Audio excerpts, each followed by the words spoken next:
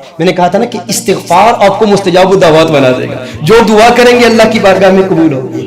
امام احمد بن حنبل رضی اللہ تعالیٰ ایک مسجد میں جاتے ہیں, سفر پر ہیں, شدید سردی ہے, سخت سردی ہے. سردی کی راتوں میں ایک مسجد میں جاتے ہیں اور ارادہ کرتے ہیں کہ آج کی رات اسی مسجد میں گزاروں گا, سو جاؤں گا. تو ایک بابا آتا ہے, مسجد میں ہوتے ہیں نا کمیٹی والے, بڑے جلالی قسم کے ہوتے ہیں. تو بابا نے آیا, اس نے کہا اٹھو بابا جی. اب اس دور میں کوئی سوشل میڈیا تو تھا نہیں کہ پتہ ہوتا کہ یہ احمد بن حنبل آئے ہوئے ہیں, اتنے بڑے عالم ہیں. تو اسے پتہ نہیں تھا احمد بن حنبل ہے. اس نے کہا بابا جی نکلو.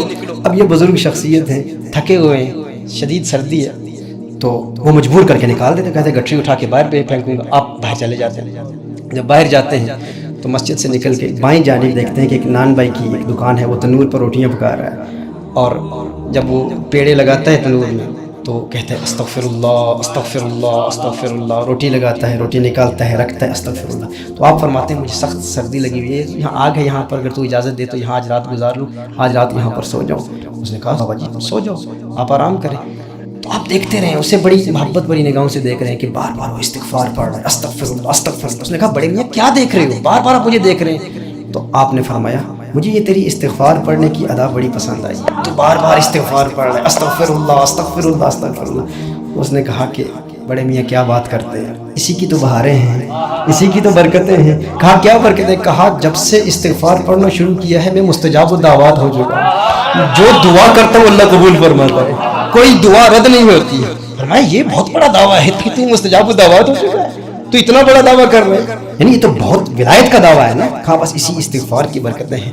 آپ نے فرمایا تو آج کیوں پڑھ رہا ہے؟ کہا آج اصل میں میری یہاں ڈیوٹی لگی ہوئی ہے, میری ساری دعائیں قبول ہو چکی ہیں, بس ایک تمنا, ایک خواہش, ایک آرزو ہے, ایک محدث ہے, فقیہ ہے, اس کی زیارت کرنا چاہتا ہوں, آج اس کی زیارت کی نیت سے پڑھ رہا ہوں. کہا کون ہے وہ؟ کہا جانتے نہیں احمد بن حنبل, بڑا محدث ہے, بڑا فقیہ ہے, آج اس کے لیے پڑھ رہا ہوں. کہا پھر تیری دعا رنگ آئی ہے, دیکھتا نہیں آج احمد بن حنبل تجھے دیکھنے کے لیے آیا ہے.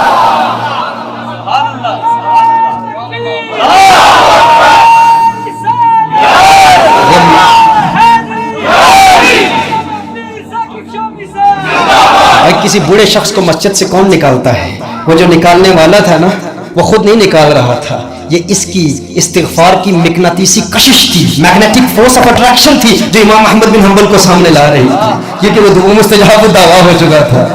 تیری دعا نہ اثر سے کبھی ملول ہوئی, ادھر زبان سے نکلی ادھر قبول ہو. استغفار کی برکت ہے یہ, اس استغفر اللہ استغفر اللہ استغفر اللہ کی کثرت کی برکت ہے. یہ پڑھتے رہا. یہ پوائنٹ نمبر کیا تھا؟ پوائنٹ نمبر 4 تھا. اور پھر یہ ذکر اللہ ہے, اس پر پھر الا بذکر اللہ تطمئن القلوب, کہ ذکر اللہ قلوب کو اطمینان دیتا ہے. اور 5واں پوائنٹ یہ ہے, ہمارے علماء کہتے ہیں شمائل مصطفیٰ صلی اللہ علیہ وآلہ وسلم پڑھیں بھی اور پڑھائیں بھی. Talk about the physical description of Rasulullah صلی اللہ علیہ وسلم. Study the beauty of Rasulullah sallallahu alaihi wasallam. Study the narration of Ma'bad. Study the narrations of Sayyidatuna Halima. Study the beauty of Rasulullah sallallahu alaihi wasallam. And don't only study that yourself. Teach your children. Talk about the beauty of Rasulullah sallallahu alaihi wasallam. Our ulama say that a lot of people, they are distressed.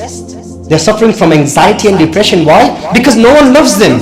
They say that if you want to become the beloved of people, then talk about the beauty of the beloved of Allah. Talk about the beauty of the beloved of Allah. The more you talk about the beauty of the beloved of Allah, the more the creation of Allah will fall in love with you.